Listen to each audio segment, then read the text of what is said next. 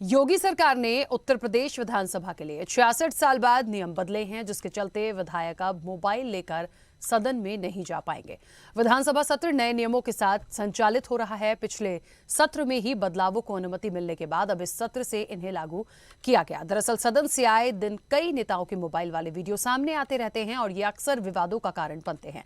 लिहाजा योगी सरकार ने अब यूपी की विधानसभा के नियमों में बदलाव किया है। नए नियमों में कुछ ऐसे भी बदलाव किए गए हैं जिनके तहत महिला सदस्यों को खास वरीयता दी जाएगी ताकि वो अपनी बात रख सकें। 1 दिसंबर तक चलने वाले शीतकालीन सत्र में कई विधायी कार्य निपटाए जाएंगे। सीएम योगी आदित्यनाथ ने सभी सदस्यों, खासतौर पर विपक्ष के सदस्यों से सत्र के बेहतर संचालन की अपील की है। उधर सपा प्रमुख अखिलेश यादव ने नियमों में बदलाव पर तंज कसते हुए इसे लोकतंत्र को कमजोर करना बताया है। ऐसे में नियमों में बदलाव से कितना बदलाव होगा, इसी पर चर्चा को आगे बढ़ाएंगे। उससे पहले कुछ प्रतिक्रिया है, आपको सुनाते हैं। इस शीतकालीन सत्र है, इसमें अनुपूरक बजट के साथ ही विधायी कार्य जो लंबित हैं वह भी पूरे होंगे। उत्तर प्रदेश विधानमंडल ने अपनी कार्रवाई को सुचारू रूप से संचालित करने, गरिमापूर्ण तरीके से संसदीय लोकतांत्रिक प्रणाली को पुष्ट करते हुए बहुत महत्वपूर्ण मुद्दों पर पिछले 6.5 वर्ष से चर्चा परिचर्चा को आगे बढ़ाने में एक नई सफलता प्राप्त की है। मेरी अपील होगी सभी माननीय सदस्यों से, खासतौर पर विपक्षी दलों के सदस्यों से, कि जिस गरिमापूर्ण तरीके से उत्तर प्रदेश विधानमंडल देश के अंदर वर्तमान में चर्चा में है, उस गरिमा को बनाए रखने की जिम्मेदारी केवल सत्ता पक्ष की नहीं, विपक्ष की भी है। हम उस गरिमा को बनाए रखने में अपना योगदान दें। ये सरकार का विरोध है और नई नियमावली का भी विरोध इसलिए होना चाहिए क्योंकि लोकतंत्र को कमजोर करना चाहते हैं। नियम तो इसलिए बने कि जिससे लोकतंत्र मजबूत हो। आखिरकार जनता ने हमें चुन करके भेजा है, हमारी जिम्मेदारी बनती है जनता के सवालों को उठाने का। ये सरकार नहीं चाहती है कि हम जनता के सवालों को उनके सामने खड़ा करें, उन्हें उठाएं या तख्ती पर लिख करके ले जाएं। ये किस लोकतंत्र में है कि आप जनता के सवाल नहीं उठा सकते हैं? ये जनता के सवाल न उठें, विपक्ष मुखर होकर न बोले, इसीलिए नियम और पाबंदियां ला रही हैं। इससे लोकतंत्र कमजोर होगा, लोकतंत्र मजबूत नहीं होगा। जो परंपराएं रही हैं, जो लोकतंत्र में मर्यादा है, उसके तहत रह करके हम लोग अपने सवाल उठाएंगे।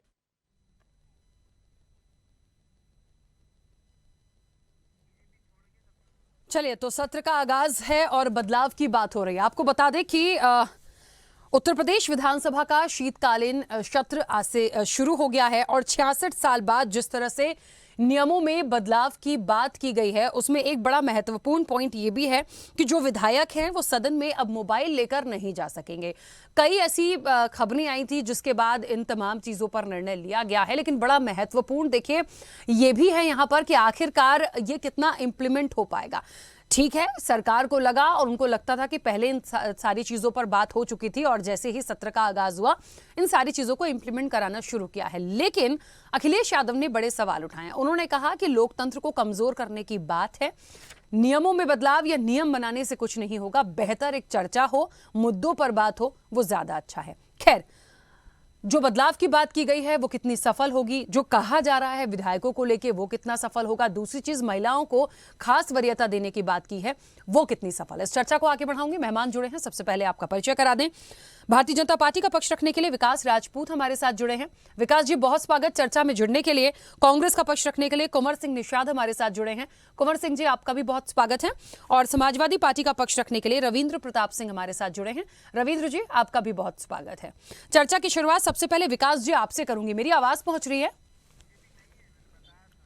चलिए, विकास जी हमारे साथ अभी नहीं जुड़े हैं। कुंवर जी, मेरी आवाज पहुंच रही है? कुंवर सिंह निषाद जी? जी जी। कुंवर सिंह निषाद जी, जिस तरीके से ये बात अभी रखी गई कि शीतकालीन सत्र है, महिलाओं को खास वरीयता देने की बात की जा रही है, विधायक जो हैं वो मोबाइल फोन्स लेकर सदन में नहीं जाएंगे। मतलब कुल मिलाकर जो एक बड़े बदलाव की बात हो रही है, इसे किस तरह से देखती है कांग्रेस? देखिए, जिस प्रकार की भारतीय जनता पार्टी अभी अपना बर्ताव कर रही है वो आरएसएस से प्रभावित है। और आरएसएस को देश की जनता ने नहीं चुना है, देश की जनता ने भारतीय जनता पार्टी को चुना था। लेकिन भाजपा आरएसएस का जो रवैया है लोकतंत्र को खत्म करने का, लोग अपना एक नया लोकतंत्र, एक नए कानून को वो चाहते हैं लागू करना, और उसी की परिणति है कि उन्होंने इस लोकतंत्र को बंधक बनाने का काम किया है। जब जनता के चुने हुए प्रतिनिधि पूरी आजादी के साथ सदन में नहीं जा पाएंगे तो निष्पक्ष रूप से क्या जनता के सामने आएगा?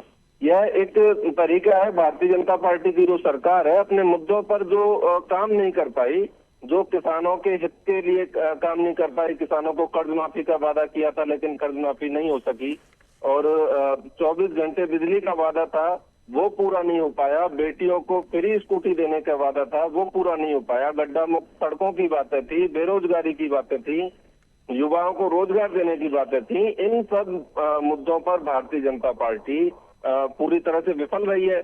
तो इस प्रकार से एक नए तरीके से लोकतंत्र को बंदी बना करके कोई अभिव्यक्ति की आजादी जो लोगों को मिली हुई है, जो कानून सबको देता है, उसको खत्म करने का भारतीय जनता पार्टी की तरफ से प्रयास है। लेकिन भारतीय जनता पार्टी इसमें सफल नहीं हो पाएगी। कांग्रेस पार्टी भारतीय जनता पार्टी के इस निर्णय का पूरी तरह से विरोध करती है, और हम चाहते हैं कि स्वस्थ लोकतंत्र की स्थापना उत्तर प्रदेश में होनी चाहिए। यह देश कानून से चलेगा, भारतीय जनता पार्टी के बुलडोजर से यह देश और प्रदेश चलने वाला नहीं है। हम स्पष्ट तौर पर ये जो निर्णय लिया गया है हम इसका विरोध करते हैं। ठीक है, चलिए रविंद्र प्रताप जी, मेरी आवाज पहुंच रही है आप तक? जी, मैं हमारे रविंद्र प्रताप जी, अखिलेश यादव को ऐसा लग रहा है कि लोकतंत्र को कमजोर करने की ये तमाम बातें हैं। भारतीय जनता पार्टी को लगता है कि एक लंबे समय बाद जिस तरीके से ये बदलाव किया है, देखिए महिलाओं को क्या खास देंगे ये मैं बीजेपी से पूछूंगी, लेकिन ये तमाम जो बातें हैं कि पहले कुछ ऐसी चीजें आती थी सदन के अंदर से, ऐसे वीडियो या तमाम चीजें आई हैं जो ठीक नहीं थी, कई बार विवाद हुआ है, इसलिए जो विधायक हैं वो मोबाइल फोन्स अंदर लेकर नहीं जाएंगे। दूसरी चीज, बदलाव के रूप में जो और तमाम चीजों को शामिल किया जाए, समाजवादी पार्टी को ऐसा क्यों लगता है कि ये लोकतंत्र को कमजोर करने की बात है?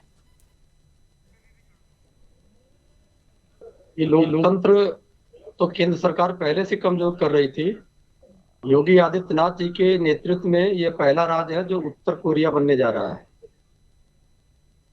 पहली बार ऐसा हो रहा है कि लोकतंत्र के मंदिर में तानाशाही प्रवेश कर चुकी है, और इसका पूरा श्रेय योगी आदित्यनाथ जी को जाता है। दूसरा, लोकतंत्र के प्रतीक विधानसभा में हंसने और बोलने पे जो पाबंदी लगा दी गई है, वो मूल अधिकार जो संविधान ने दिए हैं उसका उल्लंघन है। फिर लोकतंत्र के प्रतीक विधानसभा को महत्वहीन बना दिया योगी आदित्यनाथ जी ने। उन्होंने कह दिया कि अब यहाँ आना जरूरी नहीं है, आप वर्चुअली भी अटेंड कर लीजिए। ये सारी चीजें यह चीज साबित करती है कि उन्होंने विधानसभा को ही नहीं, पूरे लोकतंत्र को ही महत्वहीन बना दिया। वह व्यक्ति कर कौन रहा है जिसने भारत की 75 साल की राजनीति में सर्वाधिक धरना प्रदर्शन किए हैं? वह व्यक्ति ये कर रहा है, डरा हुआ व्यक्ति है। इसलिए डरा हुआ व्यक्ति है कि पिछले शासनकाल का याद करिए, 85 विधायक निकल के आ गए थे भारतीय जनता पार्टी का, वेल में हम ही लोग गए थे उनके साथ में। ये उनकी अंदरूनी जो राजनीति है उसका भी परिणाम है। अपने लोगों को किसी बहाने रोकना चाहते हैं कि उनके लोग जन समस्याओं के मुद्दा ना लेके उठ पा रहे। योगी आदित्यनाथ जी अभी 3 राज्यों में घूम के आए हैं, किसी एक राज्य में उन्माद छोड़ के अपने राज्य की उपलब्धि नहीं बता पाए, चर्चा ही नहीं किया उस पर उन्होंने। जाहिर सी बात है, अगर एक भी उपलब्धि रही होती तो किसी एक राज्य में अपने उपलब्धि की चर्चा करते, उन्होंने नहीं किया। तो जो कोई काम नहीं करेगा वह लोकतंत्र में वो हमेशा तानाशाही स्थापित करना चाहेगा। इसका समाजवादी पार्टी विरोध करती है। लोकतंत्र में तानाशाही नहीं स्थापित होने देगी। इस सत्ता को केंद्र से हटा के फिर उत्तर प्रदेश से भी उसी वर्ष में हटाएंगे हम लोग। ठीक है, चलिए विकास जी, मेरी आवाज पहुंच रही है?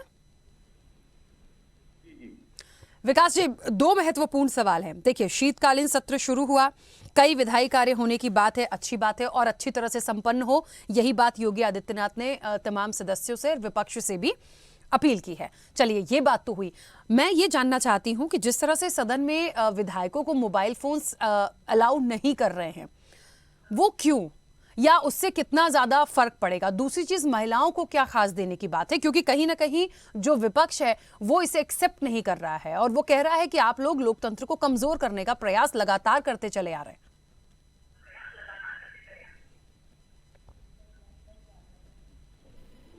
मेरी आवाज सुन रही है? हाँ विकास जी, बोलिए। देखिए, संविधान में विरोध करने का एक तरीका है। जरूरी नहीं होता कि आप उसमें फोन लेके जाएं। आप पोस्टर्स के द्वारा सदन की जो बात आपको रखनी है उसका विरोध करें। आप पोस्टर्स किसी के ऊपर फेंकें, आप सदन में सीटी बजाएं, ये कहीं ना कहीं मर्यादाहीन है। अब भारतीय जनता पार्टी इस तरीके की जो हरकतें हैं वो बर्दाश्त नहीं करेगी कभी। जिस तरीके के नियम बनाए गए हैं वो शांतिपूर्ण सद्भाव से सदन को चला जा सके, इसलिए बनाए गए हैं। आप अपनी बात को रख सकें, आप जनता की बात को सदन में रख सकें, इसलिए सदन को चलाया जाता है। आप जनता की बात को रखने के लिए बहुत कम लिमिटेड सदन में समय मिलता है, और माननीय सदस्य लोग अगर अपनी बात को सही से नहीं रख पा रहे हैं और उसमें मोबाइल चला रहे हैं, सीटी होर्डिंगबाजी करते हैं, तो इसमें कहीं ना कहीं जनता का नुकसान है। और जिस तरीके की समाजवादी पार्टी की मानसिकता है, उन्हें बस किसी भी तरीके से विरोध करना है अपना। कहीं पे भी वो भी सरकार के अच्छे कामों को भी नहीं सराहेंगे। आप कोई भी कार्य लेके देख लीजिए, महिलाओं के विरोधी रहे शुरू से। जिस तरीके से माननीय प्रधानमंत्री जी ने महिलाओं को आरक्षण दिया, इनको वो भी हजम नहीं हो रहा है। इस तरीके की चीजें जो हैं वो कहीं ना कहीं समाजवादी पार्टी को खटक रही हैं कि उनकी सरकार में क्यों नहीं हो पाई, उनकी सरकार में सम्मान क्यों नहीं दिया गया महिलाओं को। सम्मान नहीं दे पाएगा वो, इस तरीके की बातें करता रहेगा। अच्छा, एक बात है, महिलाओं को खास वरीयता देने की बात की गई है ताकि वो अपनी बात को रख सके। किस तरह से? मतलब पहले क्या महिलाएं अपनी बात नहीं रख पाती थी सदन के अंदर, ऐसा कहना चाह रहे हैं? ऐसा होता था ना, आप देखिए ना, आप 1989 में देखिए ना, जयललिता जी के साथ क्या हुआ। 1989 में जयललिता जी के साथ क्या हुआ, आप खुद ही सोच लीजिए। पूरे देश को पता है कि किस तरीके से महिलाओं की स्थिति थी। आज की डेट में महिला अपने आप को सुरक्षित महसूस कर रही है। पूरे देश में महिलाएं अपने आप को सुरक्षित महसूस कर रही हैं। ठीक है विकास जी, ये मोबाइल फोन वाला जो एक बड़ा तेजी से, ये थोड़ा सा सुन के भी इसलिए वैसा लगा कि कैसे इसको इम्प्लीमेंट आप करा पाएंगे। और आपकी बातों से मुझे लगा कि सारे केसेस जो अब तक आए होंगे या पहले के जो वीडियोस आए होंगे या जो हंगामा आया होगा, क्या वो सारा विपक्ष की तरफ से आया है या सिर्फ विपक्ष के लिए ये फरमान हो गया है? ऐसा नहीं है, लेकिन सरकारें नियम बनाने, अच्छे नियम बनाने के लिए बनाई जाती हैं। अगर हमारी सरकार अच्छा काम कर रही है और नियम अच्छे बना रही है तो इसमें सबको सराहना करनी चाहिए। अगर आप सदन में कार्रवाई के लिए जाते हैं, जनता की आवाज उठाने के लिए जाते हैं, तो वहां मोबाइल फोन की क्या जरूरत है आपको? आप मोबाइल में क्या देखना चाह रहे हैं वहां पे? आप सदन में जनता की बात को लेके पहुंच रहे हैं ना, आप जनता की आवाज को उठाइए। आपको मोबाइल क्यों चाहिए? मोबाइल चाहिए तो घर बैठिए ना, सदन में क्यों जा रहे हैं आप लोग? ठीक है, कुंवर सिंह निषाद जी। देखिए राकेश जी, बड़ी अच्छी बात विकास जी ने कही कि इनको तो भाई विधायक हैं, इनको जनता ने चुना है, इनको मोबाइल देखने पर घर बैठना चाहिए। हाँ भाई, घर बैठना चाहिए, क्योंकि भारतीय जनता पार्टी तो चाहती नहीं है कि लोकतंत्र में स्वस्थ रूप से बहस हो। लोकतंत्र में कोई इनकी जो भारतीय जनता पार्टी के जो काले कारनामे हैं वो जनता के सामने उजागर हो। भारतीय जनता पार्टी की जो जन विरोधी नीतियां हैं वो मोबाइल के माध्यम से जनता के बीच आ सकें। यह इनकी सरकार की स्थिति है। जब भारतीय जनता पार्टी सत्ता में नहीं थी तो ये लोग सदन में बैठ के आतंकवाद मचाते थे, सदन में बैठकर ये लोग गुंडागर्दी करते थे। भारतीय जनता पार्टी के लोग 24-24 घंटे धरना देते थे सदन के अंदर। ये भारतीय जनता पार्टी के लोग बताएंगे कि भाई सदन कैसे चलना चाहिए, सदन की परंपरा कैसी चलनी चाहिए। ये लोग सड़क पर कोई अगर आज धरना प्रदर्शन करने जाता तो उसको बोलने नहीं देते हैं। आम आदमी अगर सरकार के खिलाफ आवाज उठाता है, जन विरोधी नीतियों के खिलाफ अगर बोलता है, तो सरकार उनके ऊपर मुकदमा लाद देती है। और जनप्रतिनिधि भी अगर जाकर एकदम स्वस्थ रूप से अगर सदन में नहीं बोलेंगे तो आखिर कौन बोलेगा। और ये लोग महिला सुरक्षा की, महिला सम्मान की बात करते हैं। अभी मैं 2 घटनाओं का जिक्र करना चाहूंगा। एटा में स्कूल जाती हुई बेटी के साथ बलात्कार होता है, उसकी हत्या होती है और लगभग 1.5 महीने के बाद उसके आरोपी पकड़े नहीं जाते हैं। और ऐसी एक शर्मनाक घटना लखीमपुर खीरी में हुई और ऐसी एक शर्मनाक घटना बिलसी में हुई। ये लोग महिला सुरक्षा की बात करते हैं। उत्तर प्रदेश के हालात ये हो गए कि यहाँ 95% बेटियां इंटर तक जाते जाते ड्रॉप आउट कर देती है, जो कि ये स्कूलों में ऐसा माहौल नहीं बना पाए। समाज में भी डर का माहौल है। लगातार ये स्थिति बिगड़ी हुई है। सरकार के जो बेरोजगारी के जो आंकड़े हैं वो लगातार बढ़ रहे हैं उत्तर प्रदेश में। जो नेशनल फैमिली हेल्थ सर्वे की जो रिपोर्ट कहती है कि उत्तर प्रदेश के जो बच्चों में कुपोषण की स्थिति बढ़ी है, उत्तर प्रदेश के बच्चे अधिक कुपोषित हो रहे हैं और उनमें खून की कमी है। और पूरे देश का जो डेटा है उससे जो उत्तर प्रदेश के जो बच्चे हैं उनमें ज्यादा खून की कमी पाई जाती है। तो यह बीमारू प्रदेश बन गया है। इस बीमारू प्रदेश को बचाने की जरूरत है, सुधारने की जरूरत है। यहाँ के अस्पताल बीमार हैं, इनके जो अच्छा कुंवर सिंह निषाद जी, पर उतारू है महिलाओं पे ठीक है, मुझे बताइए, मुझे एक पटवारी महत्वपूर्ण बात बताइए, क्योंकि मोबाइल फोन ऐसी चीज है, मुझे लगता है हर किसी की जरूरत बन गई है आजकल, तो हर जगह वही चलता है। यदि विधायकों को अलाउ नहीं कर रहे हैं तो आप इसको किस तरह से लेते हैं? ये ठीक है या नहीं है? क्योंकि बीजेपी कह रही है आप जनता की बात रखने जा रहे हैं, आप मोबाइल फोन का क्या काम करेंगे सदन के अंदर? देखिए, ये भारतीय जनता पार्टी चाहती है कि मोबाइल के माध्यम से, मोबाइल आज के समय में त्वरित संदेश भेजने की सबसे बेहतर सुविधा है। और ये चाहते हैं कि ये इनके जो मनमाने रवैये, जो कानून है, जो इनकी नीतियां हैं, जो इनकी बदमाशी गुंडागर्दी ये लोग करने वाले हैं, वो जनता के सामने ना आए। ये उसकी आड़ में कुछ ऐसा फैसला लेना चाहते हैं जो कि जनता के खिलाफ रहे, जनता के विरोध में रहे। और यदि विधायक उसका विरोध करेंगे, उसके वीडियो वायरल होंगे और ये गुंडागर्दी करेंगे भारतीय जनता पार्टी के लोग, उसके वीडियो अगर वायरल होंगे तो भारतीय जनता पार्टी की फजीयत होगी। तो अपनी फजीयत से बचने के लिए भारतीय जनता पार्टी इस तरह का कानून, एक नियम लेके आ रही है और लागू कर रही है। और इनको मैं सीधा समाधान बताना चाहता हूँ। वैसे भी आपका लोकतंत्र में तो विश्वास है नहीं। आप लोग यदि चाहते ही है कि अभिव्यक्ति की आजादी खत्म कर दी जाए, तो इस देश में आर्टिकल 19 जो हमको अभिव्यक्ति की आजादी देता है, विधायक और सांसदों सहित आम आदमी तक को अभिव्यक्ति की आजादी देता है, आप आर्टिकल 19 को खत्म कर दीजिए, पूरा कलेश ही खत्म हो जाएगा। ठीक है, चलिए आप करिए। रविंद्र प्रताप जी, ठीक है, कुंवर सिंह निषाद जी, ठीक है। रविंद्र प्रताप जी, अभी बहुत सारी बातें विकास जी कह रहे थे। उन्होंने महिलाओं को लेकर बड़े गंभीर आरोप यहाँ पर लगाए हैं। उन्होंने कहा कि पुरानी सरकारों को देख लीजिए, जयललिता का उन्होंने उदाहरण दिया। यहाँ मोबाइल फोन का एक बड़ा इशू यहाँ पे है ही सामने। समाजवादी पार्टी इसको एक्सेप्ट करेगी या नहीं करेगी, तो फिर कैसे काम चलेगा? क्योंकि सत्र चल रहा है, जाना है, पक्ष विपक्ष की मौजूदगी बेहद जरूरी। देखिए, हम तो विरोध करेंगे ही और ये आरोप लगाएंगे ही, क्योंकि आरोप लगाना और चरित्र हनन करना या भारतीय जनता पार्टी का एक प्रशिक्षण कार्यक्रम है। इनसे डरने वाले तो है नहीं हम लोग। एक नियमावली है विधानसभा चलाने की, उत्तर प्रदेश विधानसभा प्रक्रिया तथा कार्य संचालन नियमावली 1958। उस नियमावली में स्पष्ट उल्लेख है कि जो सदन का संचालन होगा वो पक्ष और विपक्ष की सहमति से होगा। अगर सहमत नहीं बनती है तो ऑल पार्टी मीटिंग बुलाई जाएगी। तो क्या योगी आदित्यनाथ जी वो किम जोंग है क्या? इस नियमावली को नहीं मानेंगे? महिलाओं के लिए जो किया वो एनसीआरबी ने इनको बता रखा है। यहाँ महिला अपराध सबसे ज्यादा है, हर प्रकार के महिला अपराध, बच्चियों के प्रति सबसे ज्यादा अपराध है, विकास के मामले सब कुछ पीछे है, सब इनको मालूम है।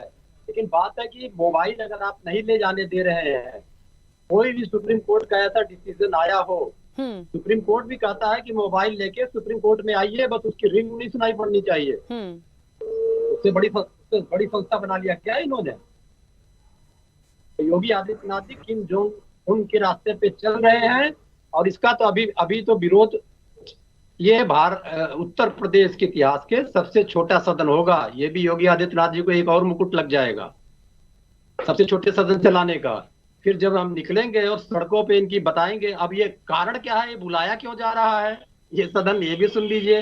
ये सत्र, सबसे छोटा सत्र बुलाने इनकी मजबूरी है। अगर ये नहीं बुलाते तो ये जो इवेंट कर रहे हैं, इवेंट नहीं कर पाते। इन्होंने जो बजट प्रस्तुत किया है इस सत्र का, 6,90,000 करोड़ का बजट प्रस्तुत किया है। सब पैसा खर्च कर दिया, पैसा नहीं है इनके पास में।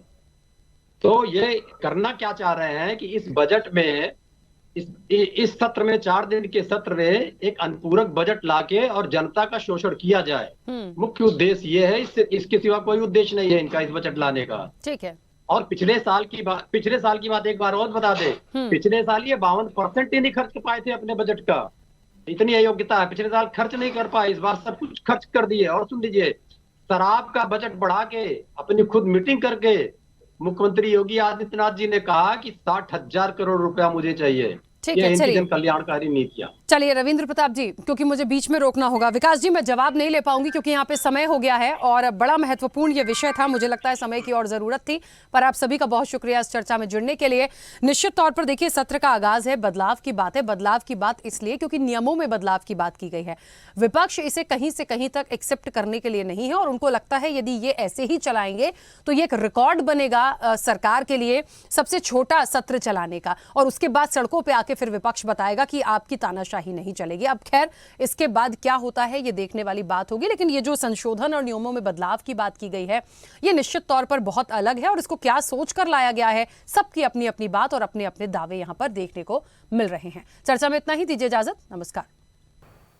ऐसे ही वीडियोस के लिए लाइक करें, शेयर करें, फॉलो करें, YouTube पर जाकर सब्सक्राइब कर बेल आइकन दबाना ना भूलें और ताजा अपडेट्स के लिए स्वदेशलाइव.com पर जरूर जाएं।